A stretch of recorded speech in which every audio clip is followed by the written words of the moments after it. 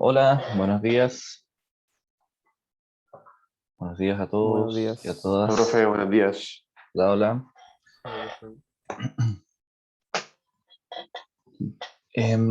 Bueno, quería comentarles que estoy al tanto de que no he subido las últimas clases a YouTube, de justamente las relacionadas a relatividad.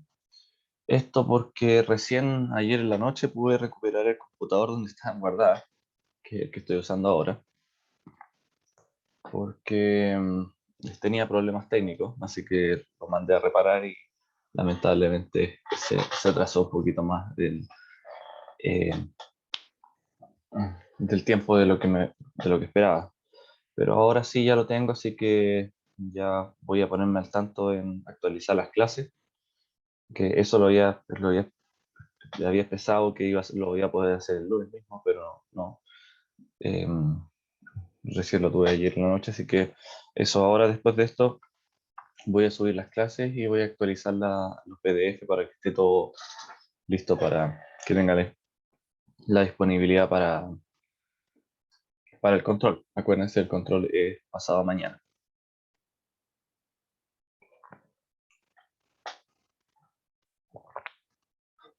Bueno, ya, sin dar más vueltas, vamos a ir en lo que estábamos.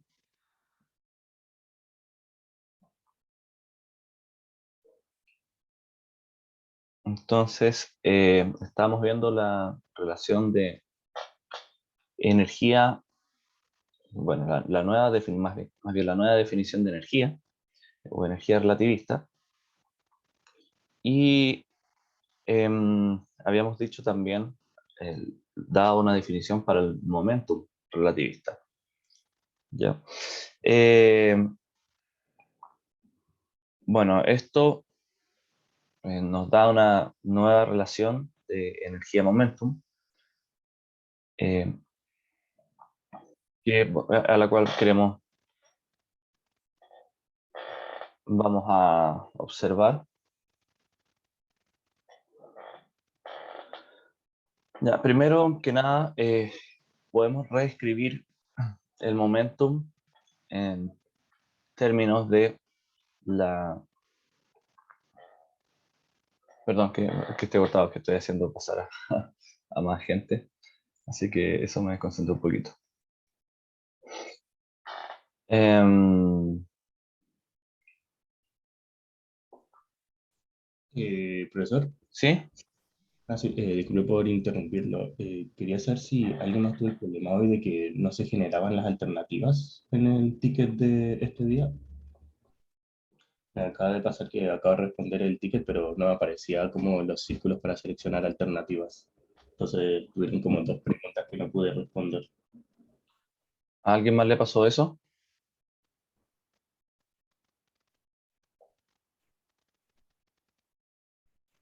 No. Ok. Bueno, Alberto, mándame un mail y, bueno, y coméntale al coordinador también coordinador recuerda que hay que enviarle un mensajito por aulas, por interno, ya no por mail, porque lo más probable es que no pase que no lo vea o lo vea muy tarde.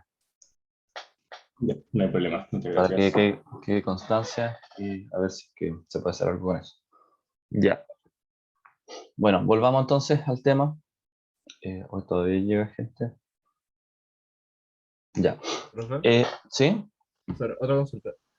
En este momentum que estamos hablando, que Ujú. apareció una pregunta que me hizo dudar en el ticket. El momentum, entonces, ¿cuándo lo contamos como vector o como magnitud?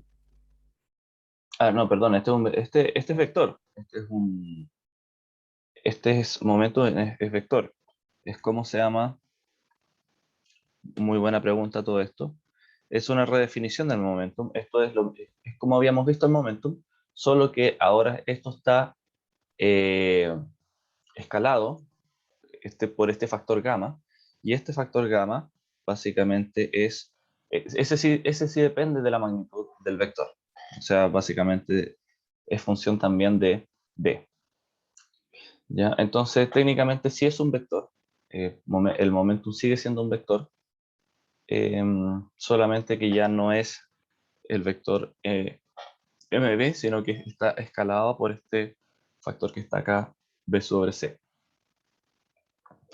Espero con eso haber respondido la pregunta. O era muy buena Sí, información. sí, gracias. Ah, ya. Pero entonces lo de abajo ya no sería un vector. No, no, Cualquier lo que está punto. abajo, ¿cómo se llama? El factor gamma. No, o sea, técnicamente nosotros sí podríamos definir esto como vector, pero como aparece b al cuadrado, eso es lo mismo que definirlo como el producto punto. Técnicamente esto es lo mismo que definir esta función. En vez de b al cuadrado por c al cuadrado, nosotros podemos definir esto como b punto sobre c al cuadrado, o sea, b vector por punto b vector sobre c al cuadrado. Esa es técnicamente la definición. Se obtiene esta relación de la velocidad, pero pero b como vector multiplicado producto punto como vector, eso es un escalar. Así que técnicamente ahí lo único que importa es la magnitud. Por eso ponemos que esto es lo mismo que b al cuadrado. ¿Se entiende? Sí, sí, gracias. Ya, otra cosa que noté que no quedó claro la vez pasada, eh, porque yo lo dije a la pasada, pero después dije, claro, puede que no se haya entendido, porque simplemente estoy hablando de la velocidad y no de la velocidad relativa. Porque lo comenté, efectivamente es la velocidad en este caso, cuando estamos viendo es la velocidad de la partícula y no la velocidad de un sistema de referencia. ¿Por qué? La razón es bien sencilla, es porque cuando analizamos el momentum de una de esta partícula, ya que va viajando a altas velocidades, no estamos mirando la partícula desde dos sistemas de diferencia, perdón, entre dos sistemas de referencia, sino lo que vamos a hacer es, vamos a poner que ¿cómo se llama? Que la partícula en sí misma es el sistema de referencia. Entonces tenemos sistema Ix y vamos a decir el sistema de la partícula, y prima, x prima, y la partícula justamente vendría estando centrada en este nuevo sistema de referencia. ¿Ya? Es como observaríamos nosotros moverse a la partícula. ¿Ya? Es como se llama, esto tiene que ver con sistemas de referencia de partículas y sistemas de referencia de lo que le llamamos laboratorio. ¿Ya? El laboratorio, nosotros si observamos que una partícula va a una muy alta velocidad, es como decir que justamente la partícula es la que se está moviendo a alta velocidad. Y entonces nosotros, el momento que vamos a observar de esa partícula es justamente modificado eh, por justamente por su cambio de posición. Y esto es congruente con el factor gamma, porque el factor gamma nos hablaba justamente aparecían las transformaciones de Lorentz, de cómo se movía relacionado a cómo se movía otro sistema de referencia con respecto al otro. ¿Ya? Así que en este caso, no es que estemos observando la partícula desde dos sistemas de referencia diferentes, sino que la partícula en sí misma podemos considerarla como un sistema de referencia que se está moviendo a una velocidad determinada v. Ya por eso hacemos la diferencia con las transformaciones de Lorentz y las transformaciones de velocidades. Y en este caso, este v que vemos ahí es simplemente la velocidad de la partícula. Ya espero con eso haber aclarado el tema. Insisto, la obtención de este momentum no es tan trivial, por eso va más allá de lo que tiene que ver con la definición del tiempo-espacio y tiene que ver con un poco más de conceptos un poquito más profundos en relatividad especial, por eso no entramos en esos detalles. Pero para evitar enredo, eso es simplemente la velocidad de la partícula. ¿Ya? Bueno, ya. Vamos entonces eh, tenemos como objetivo, un objetivo más a futuro, o futuro cercano, porque lo voy a mostrar ahora, es encontrar una relación entre la energía y el momento. Para eso, vamos a hacer una pequeña transformación que la función gamma, en vez de expresarla en términos de la velocidad, la vamos a expresar en términos del momento, que básicamente es despejar b de esta expresión que está acá. Entonces, o más bien, más que b, como gamma depende de b al cuadrado sobre c al cuadrado, eso es justamente lo que vamos a hacer, y está acá. Entonces, digamos, eh, suena justamente como hemos aclarado, esto es un vector, entonces vamos a hacer, multiplicar este vector por sí mismo, o sea, producto punto por sí mismo. P producto punto.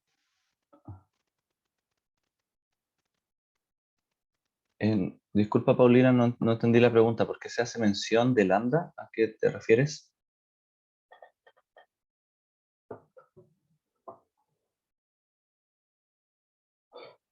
Aquí estamos justamente porque vamos a hacer una transformación de, ¿cómo se llama? De P en términos, perdón. Vamos a hacer una transformación, que es la que está acá derechamente, gamma en función de P en vez de velocidad o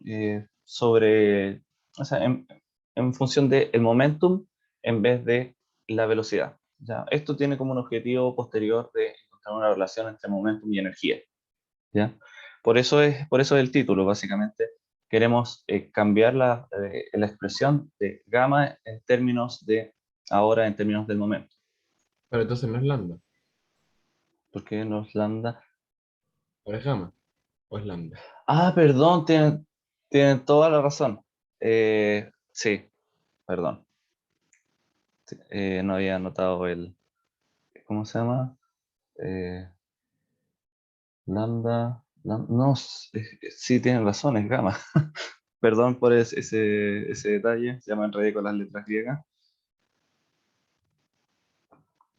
Ya, toda la razón, gamma. Ya sí, bueno, es efectivamente este factor de transformación. Gracias por la pregunta y gracias por la aclaración, porque no había notado ese pequeño detalle que les podría generar confusión. Disculpa por ese enredo. Bueno, entonces, bueno, P producto punto por sí mismo nos da esta expresión. Entonces, lo que queremos acá es despejar justamente eh, b al cuadrado sobre c al cuadrado, porque eso es lo que podemos reemplazar directamente en gamma, dada la aclaración. Así que, bueno, hacemos eso, despejamos P en este caso, y P ahora nos va a dar entonces, si hacemos un arreglo acá, fíjense que podemos reescribir todo esto pasando, o sea, elevando al cuadrado, nos va a quedar este paso de acá. Nos va a quedar acá, podemos despejar la velocidad al cuadrado. Y dada que tenemos la velocidad al cuadrado, simplemente falta acá dividir por c a ambos lados, c al cuadrado a ambos lados. Y con eso podemos despejar esta parte que es b al cuadrado sobre c al cuadrado. Con eso entonces obtenemos una expresión en términos del momentum para esta cosa. ¿Ya? Entonces, si nosotros reemplazamos esto acá, b al cuadrado sobre c al cuadrado en términos de esto, y hacemos álgebra, vamos a ver que eso se puede reescribir en términos de esta raíz. ¿Ya? Así que bueno, eso es un cambio algebraico solamente para redefinir gamma en términos de la magnitud del momento. Ahora, considerado como momentum relativista, eso es lo importante. ¿Ya? Momentum relativista, no momentum clásico. Entonces con eso, ahora sí vamos tras el objetivo de encontrar una relación de energía-momento. Esto es útil, ¿cómo se llama? En términos de que pueden aparecer ejercicios con respecto a esto. Y también es útil porque como cuando hacemos problemas de conservación de energía, por ejemplo, uno a veces utilizaba esta relación que clásicamente nos decía que si una partícula se estaba moviendo, la energía cinética, producto del movimiento, se podía expresar en términos del momentum de la partícula, en donde esto era definido clásicamente como m por b. Entonces, si reemplazábamos aquí esta expresión acá por m por b, nos daba m al cuadrado por b al cuadrado dividido 2m, y esto no era más que la expresión para la energía cinética. Bueno, en este caso, si reemplazamos gamma por, por lo que encontramos con el momentum, entonces la relación que nos da ahora es la relación correcta para la energía relativista.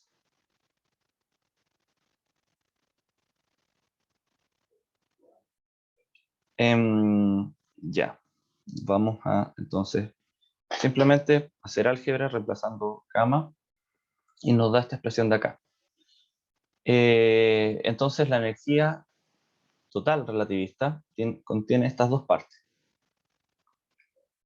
Y vemos acá que, bueno, el primer término está asociado justamente a la energía que está dada por la masa de la partícula, masa en reposo, y aquí hay una energía asociada al movimiento. Es interesante ahora porque si comparamos la expresión clásica, perdón que haga este cambio, si comparamos la expresión clásica con la expresión relativista, vemos que la expresión relativista tiene un término más y un término que no depende de la masa. Así que esto es justamente uno de los grandes aciertos, podríamos decir,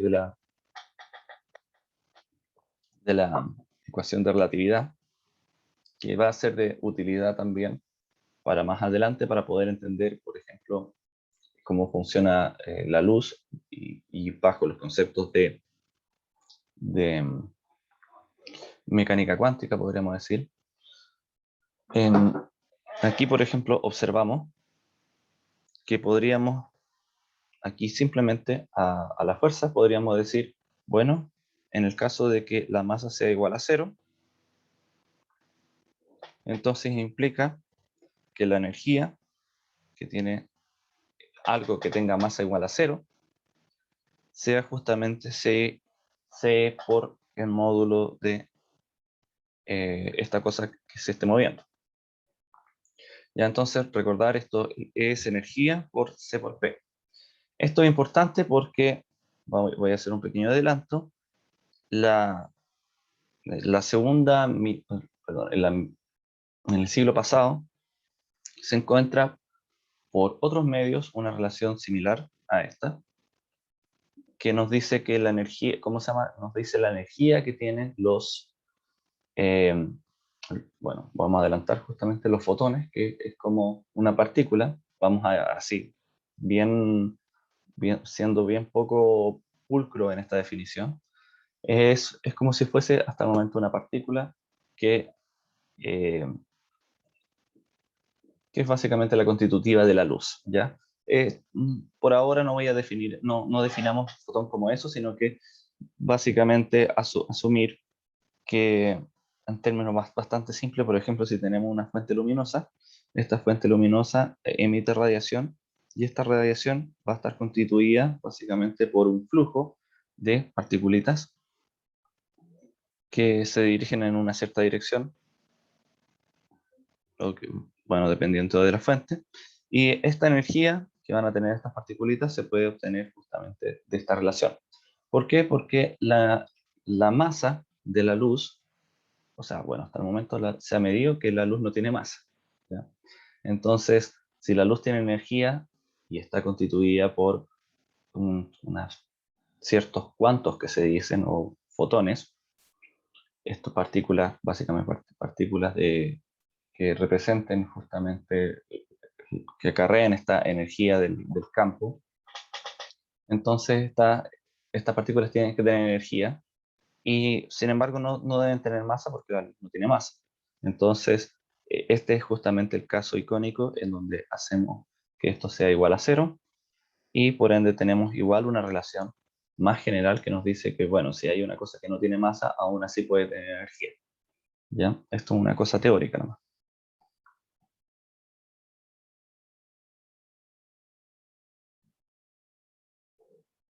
Ya. Bueno, ¿para qué nos sirven estas relaciones? Nos sirven en distintos, para poder usarlas en distintos tipos de fenómenos físicos. En esta parte del curso vamos a revisar básicamente con lo que se vio en la preclase, y creo que ahí hay un buen ejemplo en la preclase, va a ser un poquito más detallada de lo que voy a hablar acá, que conceptualmente con lo que aparece en la preclase de esta, ¿cómo se llama? Del decaimiento de esta decaimiento beta que aparece, es básicamente el tipo de ejercicios que podrían encontrar hasta el momento en el curso. Pero entonces, eh, vamos a dividir esto. Por lo que va ahora del curso, el tipo de ejercicios que puede aparecer está relacionado a decaimiento de partículas, en donde una partícula, por ejemplo, vamos a encontrar una partícula, esto, que aquí quiero hacer un hincapié, esto tiene que ver con física de alta energía, o tiene que ver también con física de cómo está constituida la materia.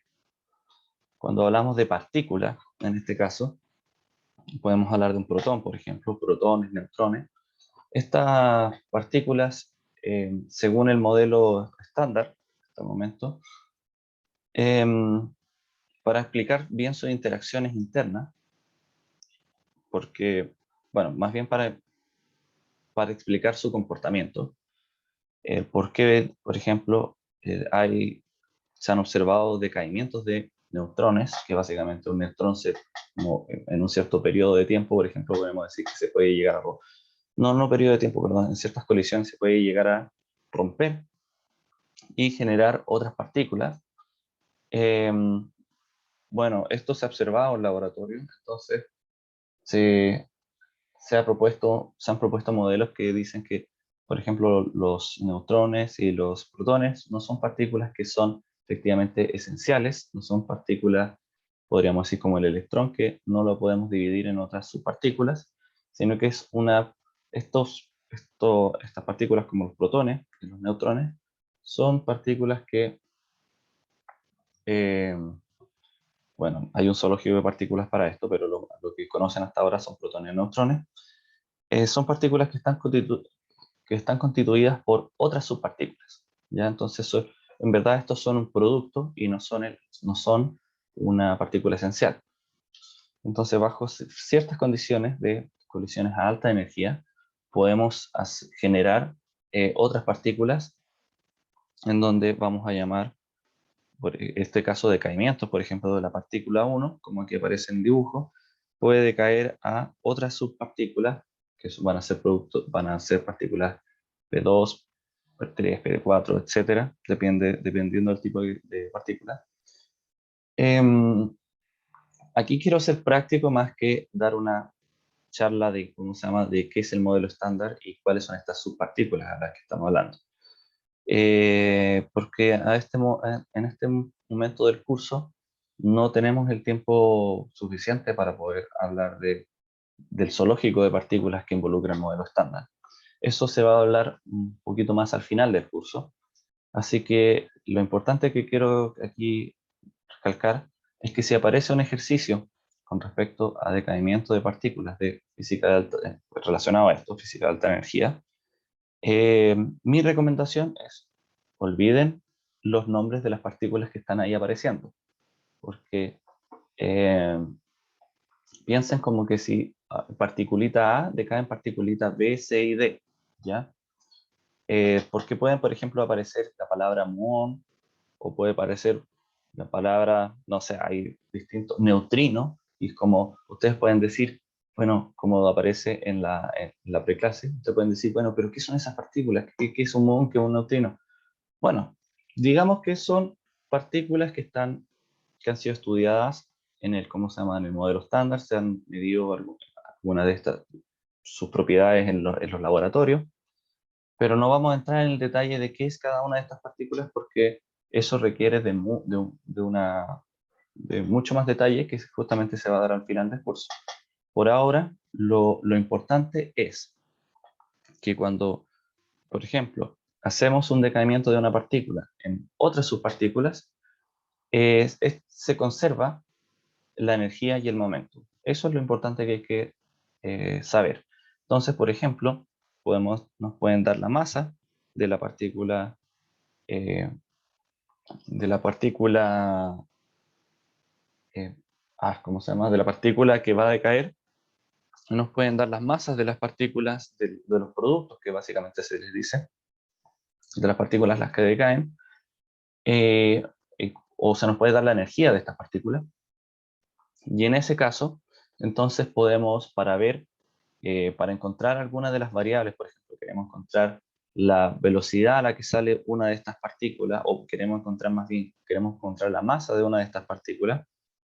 Por ejemplo, tenemos la energía de estas partículas y tenemos la energía de estas partículas, entonces queremos saber cuál es la masa de esta partícula. Esto se puede resolver simplemente si hacemos conservación de la energía en momento.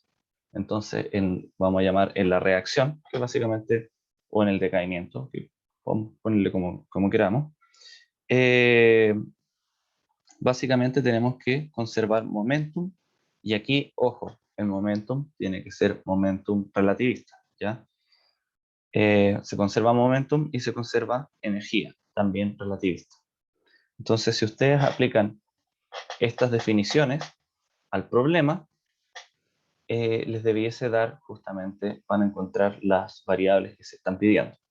No es más complejo que esto. Vean el ejercicio que está propuesto en la preclase, y es básicamente todos los ejercicios de este tipo son estándar, ¿ya? Así que van a poder resolver los decaimientos para cualquier tipo de partícula que se le ponga ahí como ejercicio.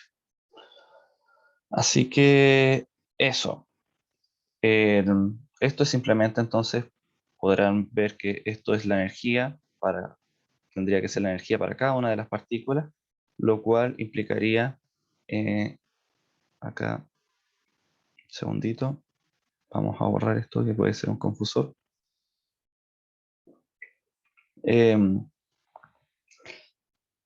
Entonces vamos a tener masas y velocidades por cada una de estas partículas, y justamente poniendo esa expresión en todos lados podemos llegar a obtener, ¿cómo se llama?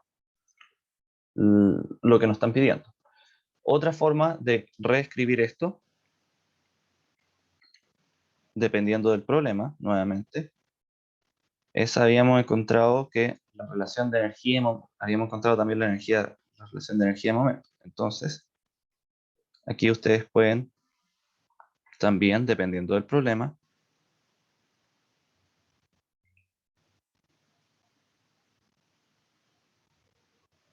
aquí me equivoqué.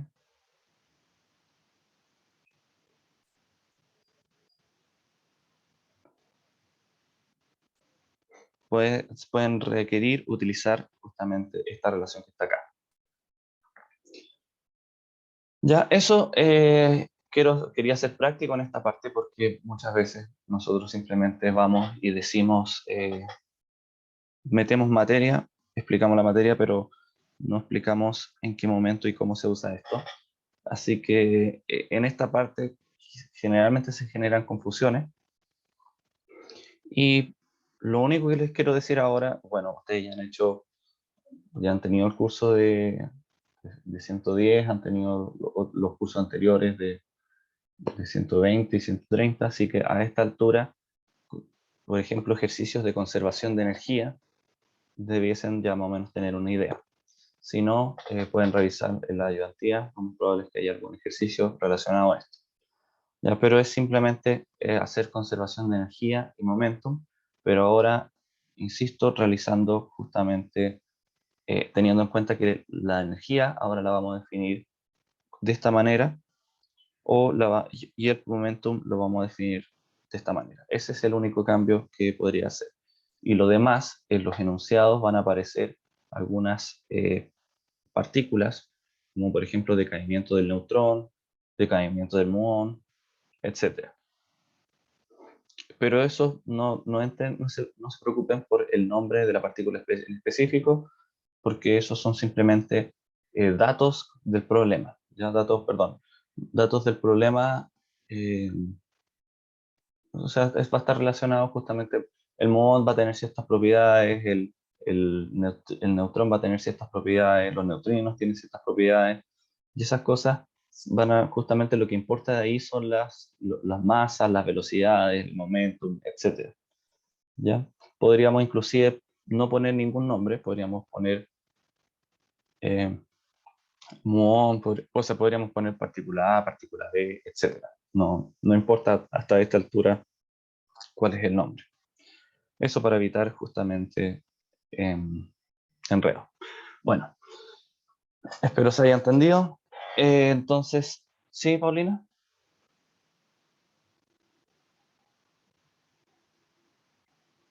Eh, ¿Te refieres a este n que está acá? ¿O otro n en alguna parte? Ah, ya. Sí, sí, eso es justamente lo que voy a explicar ahora. Lo que pasa es que antes de meterme en esta diapositiva que está acá, quería mencionar eso porque creo que era lo más importante. Entonces, si se me olvidaba, justamente todo esto iba a quedar como probablemente sin propósito. Así que, para ustedes. Así que quise ir por eso. Pero ahora nos vamos a meter justamente en esta diapositiva. Ya, entonces volvamos al contexto. Tenemos la energía relativista, habíamos encontrado una expresión para la energía relativista y una expresión para el momentum relativista. Entonces, ¿dónde? Ahora sí, ¿dónde podemos ver el uso de estas cosas? Ya, los usos los podemos ver en dos términos, principalmente en dos casos. Ya, esto no es lo más general posible, sino que la combinación de estas cosas de conservación de la energía y todo esto, lo vamos a ver justamente, principalmente en estos dos casos. Uno es los decaimientos reactivos de los núcleos. Em, ya, imagínense que esto es un núcleo atómico. Esto no, son cosas diferentes, ¿ya? El decaimiento de un núcleo atómico es diferente a ¿cómo se llama? A romper una partícula, por decirlo así, por una colisión a muy alta energía. Por eso aquí ya decimos física de alta energía, y esto es simplemente un núcleo atómico. Ya, entonces, que básicamente son cosas que son similares, ¿ya? No es muy... Sí, también podemos hablar que las partículas también tienen una cierta probabilidad de caer en justamente partículas inestables, al igual que el núcleo inestable, pueden generar subpartículas, cómo lo van a hacer los núcleos, ¿ya? Entonces, bueno, consideremos el caso de un núcleo en donde, bueno, núcleos inestables podemos encontrar, por ejemplo, elementos como el uranio. El uranio 235 es que básicamente 235 es el número atómico, perdón, el número másico, que nos muestra la cantidad de protones y neutrones que se encuentran en el núcleo. Entonces hay algunos isótopos, se llaman, que hay algunos elementos que, por ejemplo, el uranio, nosotros lo podemos, en su núcleo puede tener una diferente cantidad de neutrones, ¿ya? Básicamente, ¿qué define el uranio? Que es que este elemento sea uranio y no otro elemento, lo define su número atómico, que básicamente es la cantidad de protones que tiene eh, el núcleo. Entonces, la cantidad de protones nos dice este elemento es uranio. Sin embargo, la cantidad de neutrones puede variar. Pueden haber algunos núcleos que tengan un poquito más de neutrones y otros que tengan un poquito menos de neutrones. Entonces así tenemos distintos isótopos. Isótopos se llaman que son básicamente el mismo elemento, pero tienen diferente cantidad de electrones, perdón, de neutrones. Tenemos el uranio 235, por un lado, que es uno de los conocidos, que es bastante inestable, y tenemos uranio, por ejemplo, 238, que es un poquito más estable. Yo creo que harto más estable. En eso no recuerdo muy bien. ¿A qué se refiere la estabilidad o no? La cantidad de neutrones en el núcleo puede afectar justamente la estabilidad del núcleo. Es decir, el núcleo atómico puede quebrarse, romperse en un cierto determinado tiempo, producto de que existen fuerzas internas que mantienen al núcleo estable o que lo pueden llegar a poner inestable, ¿ya? Básicamente, cuatro fuerzas principales de la naturaleza hasta el momento.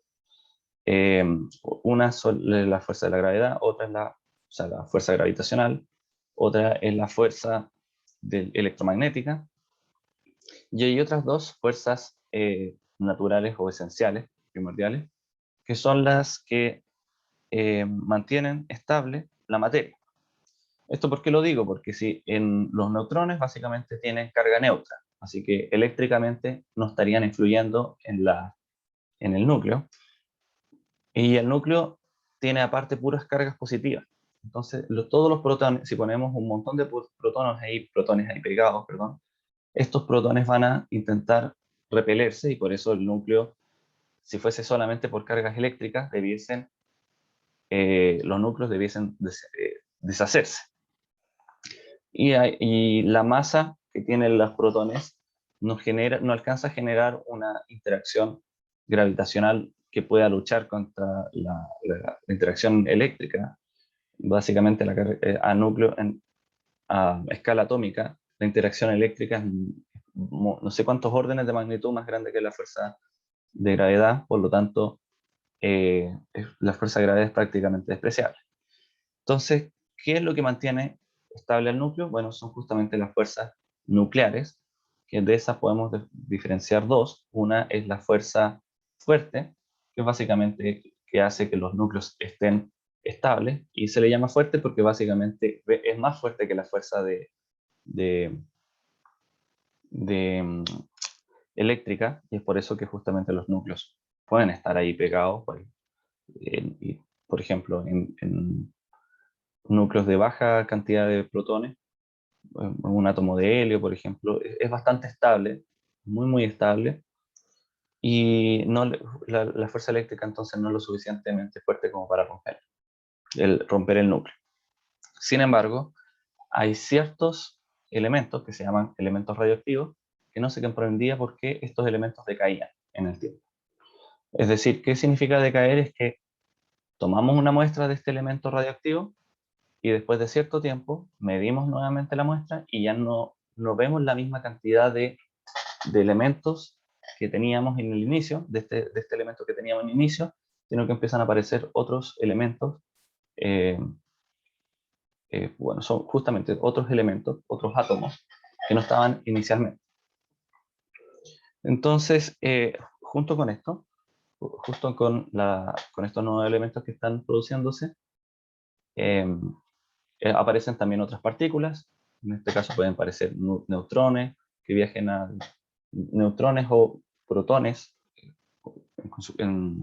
como, bueno, hay tres tipos de radiación, no quiero entrar en ese detalle, pero básicamente salen otras, se rompen los núcleos y aparecen otras partículas, en donde parte de estas partículas, por conservación de energía y momento, justamente, salen disparadas, y estas partículas se conocen como un cierto tipo de radiación, que ahí hay dos tipos, radiación beta y alfa, y hay otro tipo de radiación que es radiación electromagnética, que también se libera, que esa es la radiación gamma.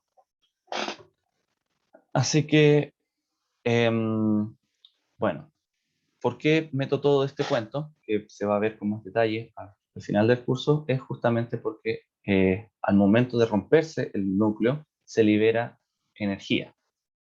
Se le libera energía y se liberan otras partículas, o vamos a decir partículas, que pueden ser otros elementos inclusive. Entonces, en todo este proceso de decaimiento hay conservación de energía y momento. Entonces, si uno quiere saber cuánta es la energía que se está liberando en una reacción nuclear, uno tiene que entrar también a utilizar este concepto, ¿ya? Habíamos dicho, por ejemplo, bien grosso modo, la vez pasada, que si nosotros logramos transformar 1 gramo de energía, de masa de, por ejemplo, de cualquier materia, de cualquier material, podríamos llegar a generar 10 a la 14 joule de energía. Ahora el punto es cómo se genera esa energía.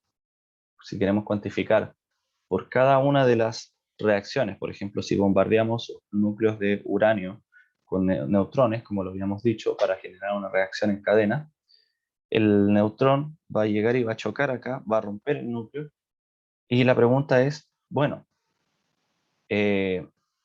¿cómo podemos llegar a calcular cuánta es la masa que se va a terminar transformando en energía?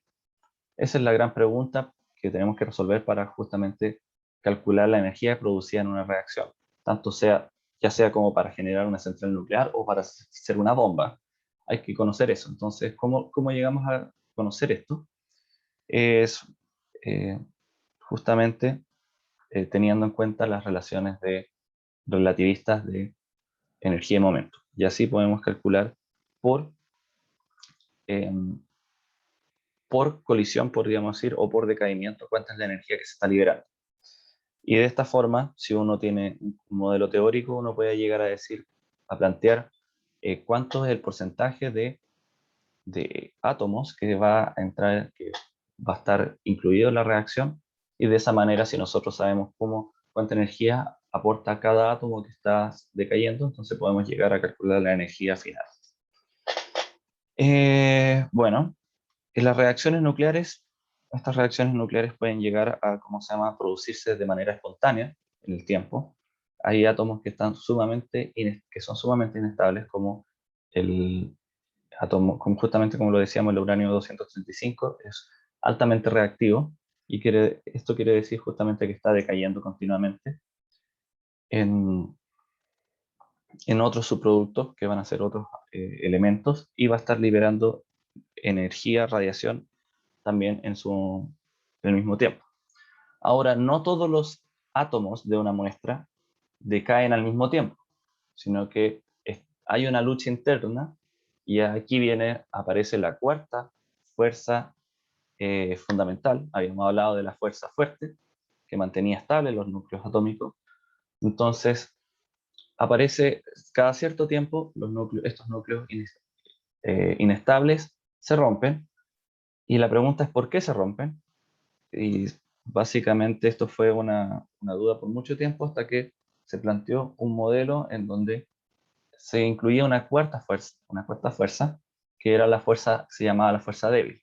Claro, es menos fuerte básicamente que la fuerza fuerte, así que le vamos a llamar fuerza débil, y es, en comparación a la eléctrica, bueno, no sé, técnicamente una era la fuerza fuerte, que se entiende es más fuerte que el electromagnetismo, por eso se le llama así, y la otra se le llama fuerza débil, no sé, justamente por completar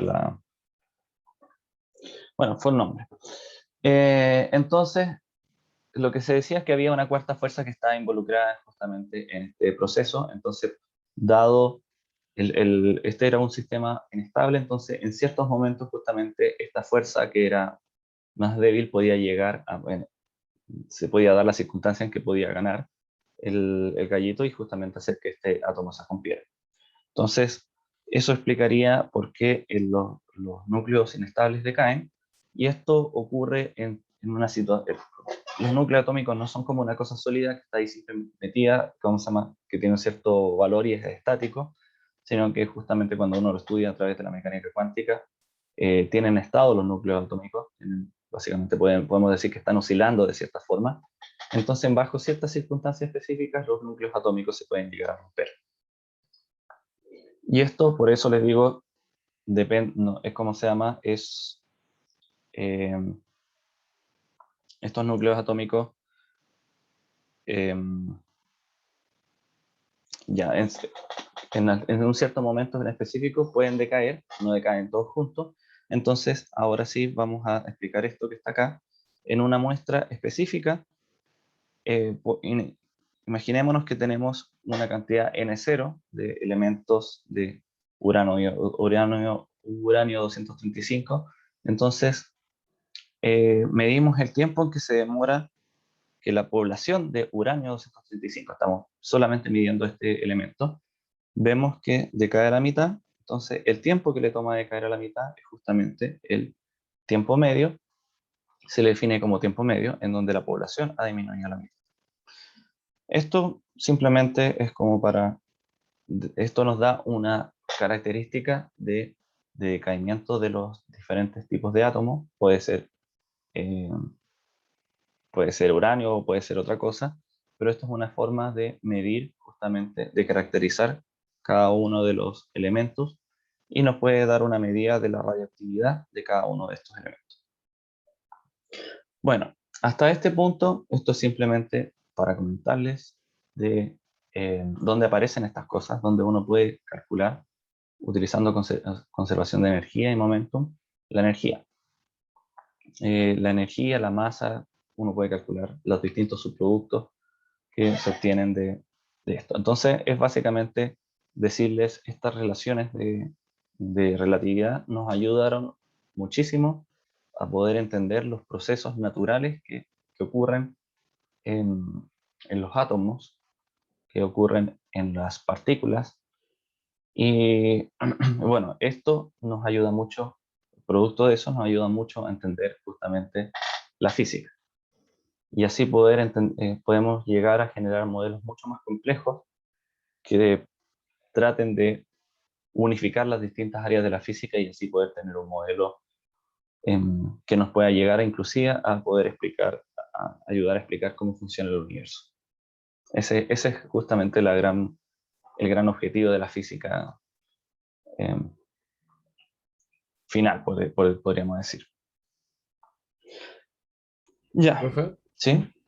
entonces, para sintetizar, la fuerza nuclear débil sería la que Ujú. está encargada de los decaimientos. Sí, sí, Esa es como la idea. Ya, sí.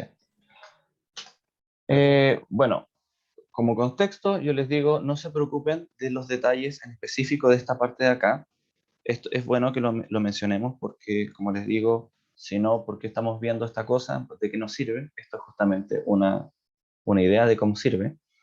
Pero por ahora, esto lo vamos a ver en más detalle al final del curso, ¿ya? Así que esto es simplemente como una pequeña introducción al tema.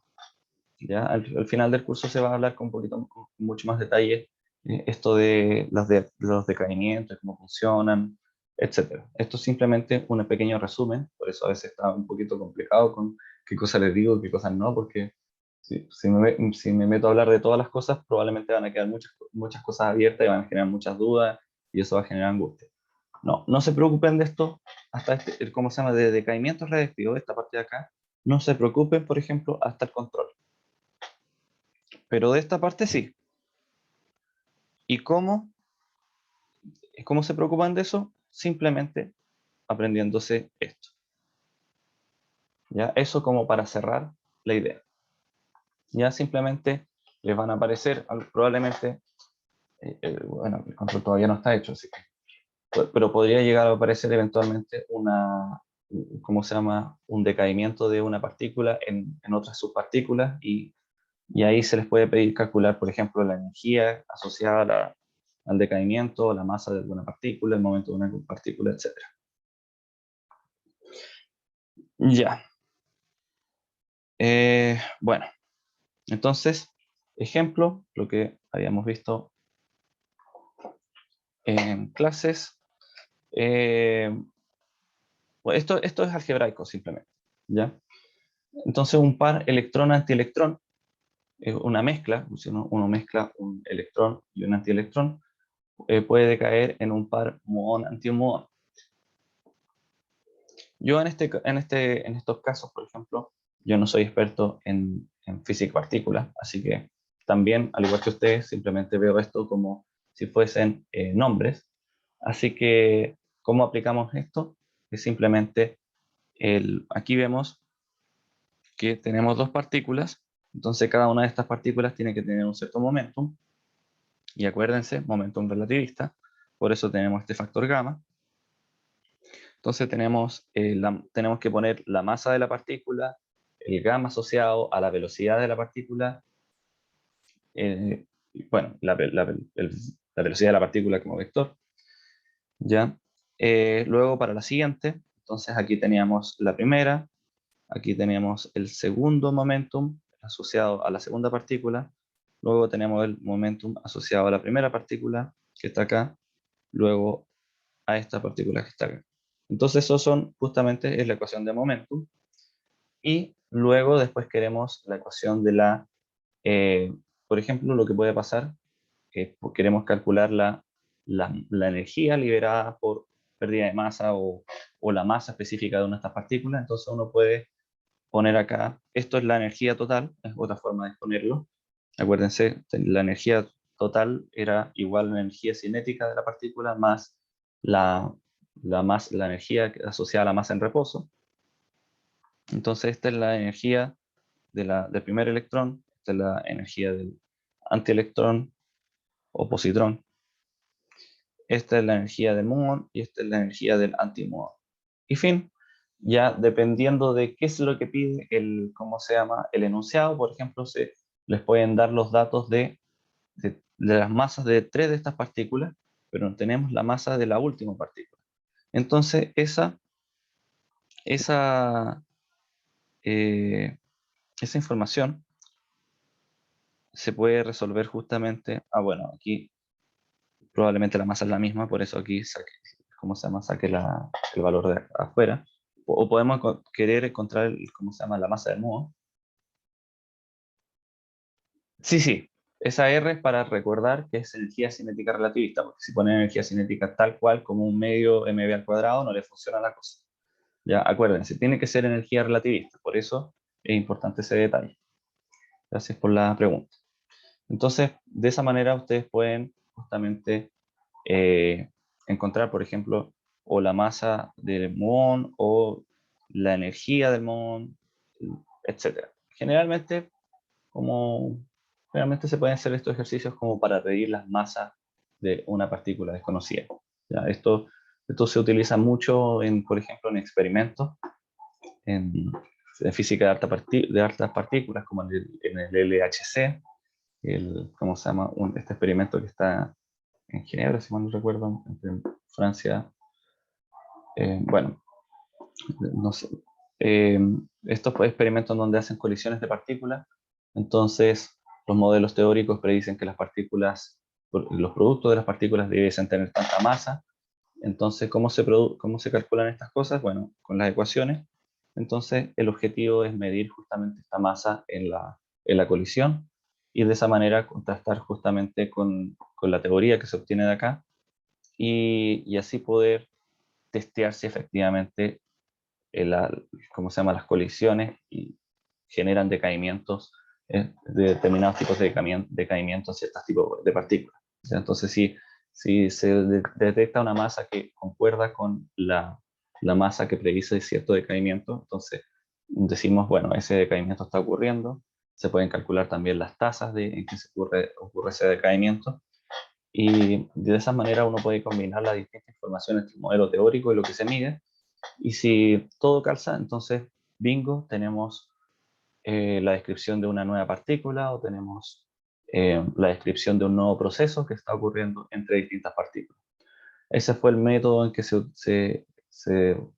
hace un par de años, en 2012, si mal no recuerdo, se detectó la partícula del bosón de Higgs, que era una partícula importantísima para hacer calzar el modelo estándar.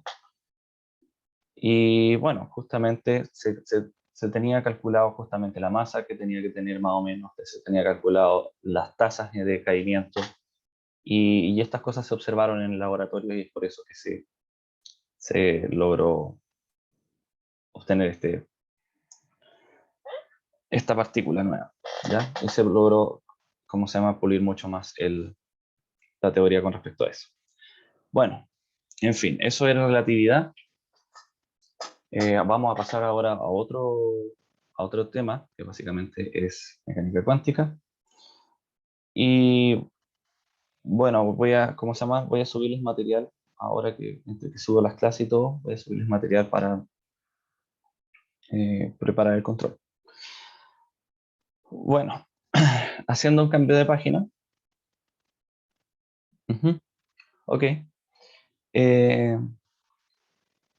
Ok, Víctor. Haciendo un cambio de página, vamos ahora a otro tema, que me atrasé bastante, pero vamos a tratar de, la próxima clase, recuperar el tiempo perdido, o más bien atrasado. Este otro tema tiene que ver con la ruptura que tuvo la física, por decirlo así, la física clásica, con los experimentos que se estaban haciendo a finales del siglo antepasado y el siglo pasado también. Entonces, en mecánica clásica se considera las leyes de Newton como básicamente lo que regía la mecánica del universo. Y en el electromagnetismo se considera ya las ecuaciones de Maxwell como lo que básicamente explicaba todo, inclusive la luz como una onda. Teníamos la termodinámica, que combinando estas tres cosas podríamos decir que la física estaba más o menos, se pensaba a finales del siglo XIX, básicamente en los 1800, se pensaba que la física estaba cerrada. Sin embargo, aparecían muchos experimentos, algunos tan sencillos, que podían aparecer de preguntas tan sencillas como, por ejemplo, ver un metal calentarse, ¿ya? No era que la tecnología avanzó hasta tal punto que empezamos a ver cosas que antes no veíamos y por eso el mundo cambió. En algunos casos sí, en muchos casos no. La mecánica clásica, el electromagnetismo y la termodinámica no lograban explicar por qué los materiales brillaban, por ejemplo, cuando estos se calentaban. Entonces había ¿por qué el Sol, por el hecho de, ¿cómo se llama?, de poder decir ser una bolita caliente, emite tanta luz y nos permite, ¿cómo se llama?, vivir y tener, no sé, tener un espectro de radiación eh, que tenga tanta porcentaje en UV, tanto porcentaje en infrarrojo, tanto porcentaje en luz visible? Todas esas cosas no se entendían. Y a raíz de tratar de explicar estas preguntas, utilizando, por ejemplo, física clásica, se empezaron a generar ciertas rupturas que necesitaron ser resueltas desarrollando nuevas ideas en física. Bueno, este fenómeno del por qué los materiales brillan, de los metales brillan, está asociado, y esto lo puse muy ad hoc, a la toma de temperatura, que básicamente son pistolitas que son cámaras térmicas, que básicamente ven la luz que emite un cuerpo por el hecho de estar a una temperatura. Claro, mucho menor que la de los metales, pero aún así, un cuerpo, por el hecho de estar a una cierta temperatura, este cuerpo está emitiendo radiación o luz, ¿ya? Solamente que la luz en algunos casos no se hace visible.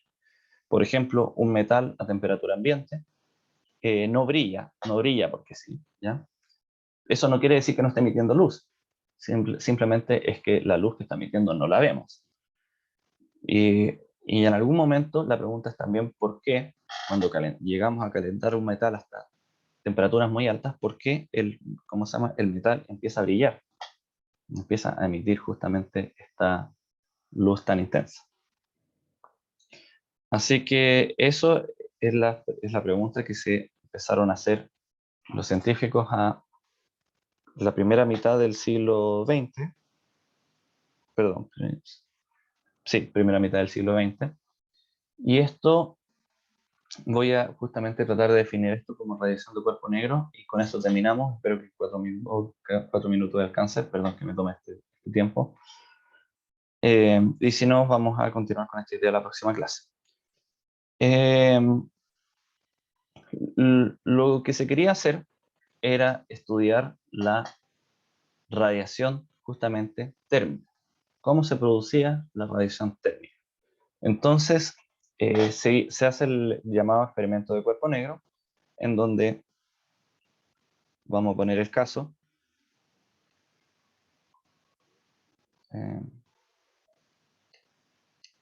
Para hacer esto, no sé si lo puedo lograr.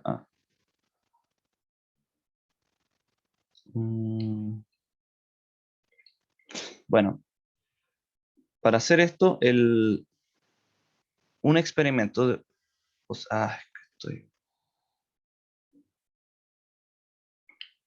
ya, vamos a suponer acá que tenemos una superficie, una cavidad, es como una caja negra básicamente, perdón, no una caja negra, una caja que tiene un orificio en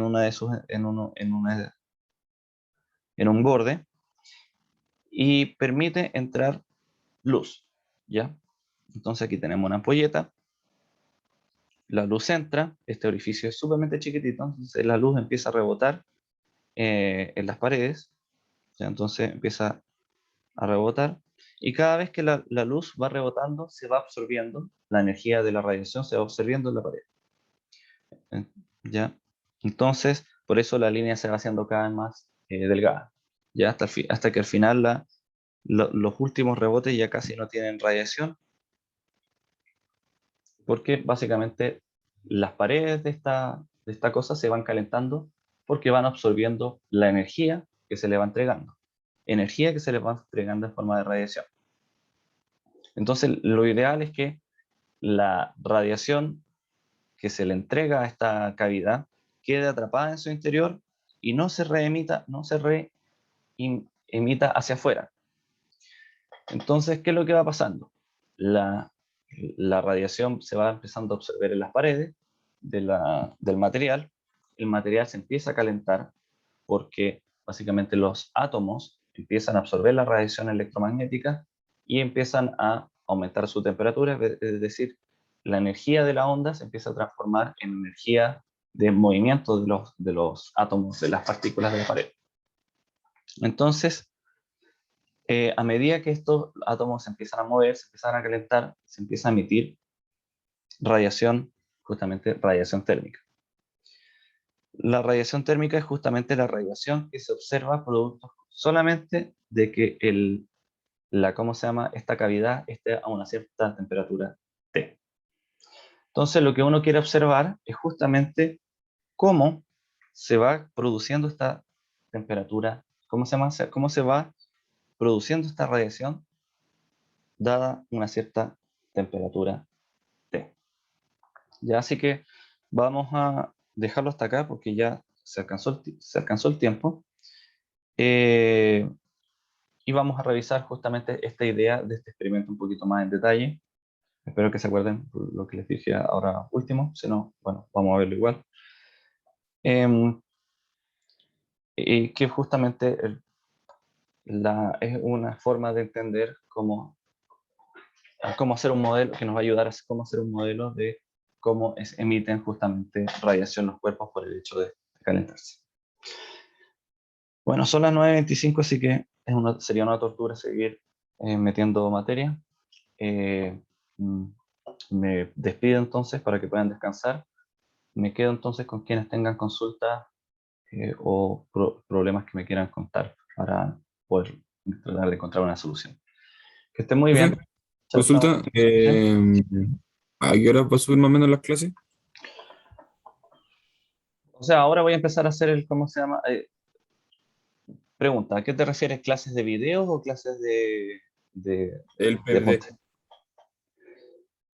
Mira, ahora voy a subir los videos, eso me va a tomar, no sé, yo asumo que media hora, entre que se termine de subir las cosas, y apenas termine eso voy a tratar de, ¿cómo se llama? Voy a ir subiendo los PPT, porque eso sí los tengo como no tenía el notebook y ahí tengo el archivo para generar los videos. Eso sí, yo creo que va a estar más o menos a mediodía o tal vez un poquito pasado, porque quiero incluir algunos links con ejercicios y cosas así. ¿Ya? Así que Ya, más o menos por ahí. ya, era para tenerlo en consideración. Gracias. Ujú. Ajá. ¿Sí? Sí, respecto a lo del cuerpo negro que vimos recién, sé que lo vamos a explicar después más, pero Ujú. igual quiero tener. Es como una especie de idealización de un objeto o sea, que es como, ya, en la realidad hay muchos objetos que provocan este efecto, pero como que el objeto perfecto que provoca este efecto es este. Pero no sé si lo entiendo. O sea, es Claro. como decir, es como la idealización de que la energía que entra se transforma en su Sí, sí, totalidad en radiación. sí, sí. Una idealización. Bueno, hay una cosa que vamos a ver más adelante si alcanzamos, no, pero si ahora el programa lo incluye o no.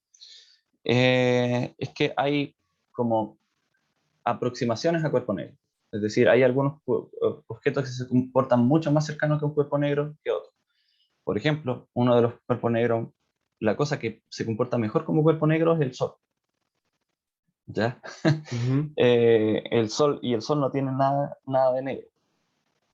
¿Qué quiere decir cuerpo negro, básicamente? Quiere decir que uno le emite luz a este objeto y este objeto no refleja esa luz. Entonces, técnicamente, ¿cuál es el color de un objeto que a uno lo ilumina y no emite nada? Básicamente es un objeto que es completamente negro. Entonces, es la idea de decir, es un cuerpo que atrapa toda la radiación y que no le emite no le emite hacia afuera. Esto no quiere decir que el cuerpo no emita radiación, al contrario, el cuerpo sí emite radiación, si no, no tendría sentido hacer esto.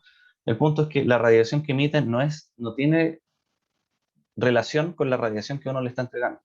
Entonces, la radiación, si uno emite luz a este cuerpo se ve como si fuese negro para esa radiación porque la atrapa completamente. Entonces, es como lo que les decía, entra la luz por un edificio, se refleja 1000 veces, se absorbe, no sale nada para afuera.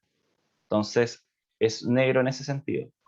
Pero, como el cuerpo se calienta, empieza ¿cómo se llama?, a emitir radiación producto de la temperatura.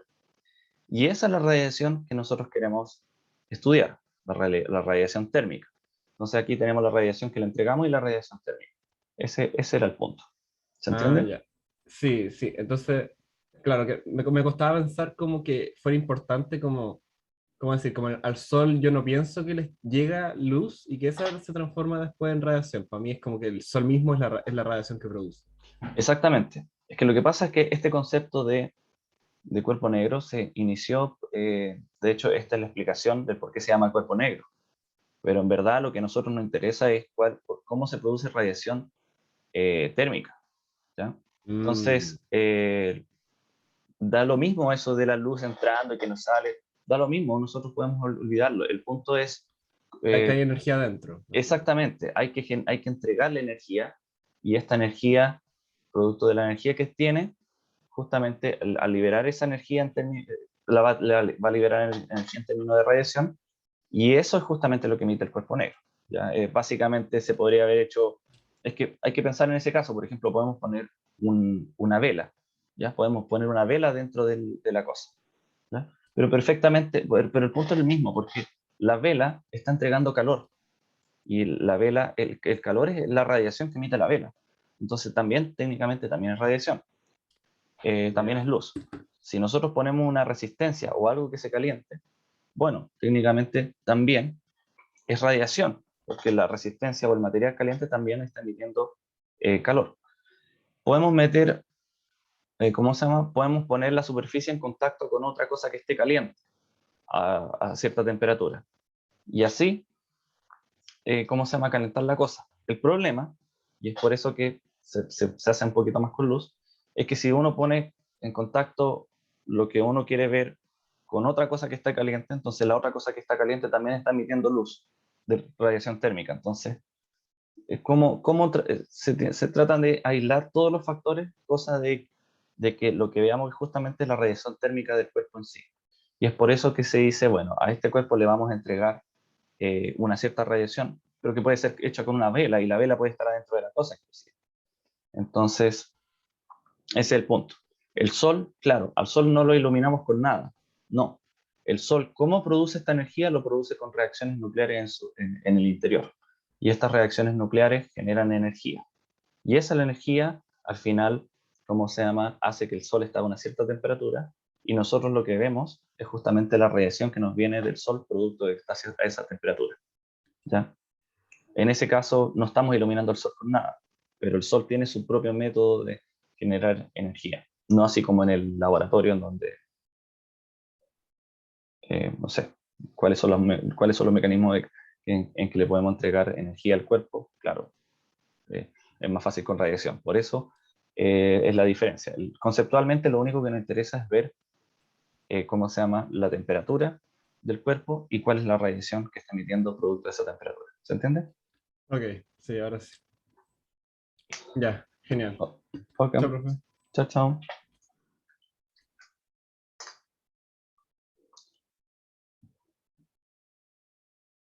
Bueno,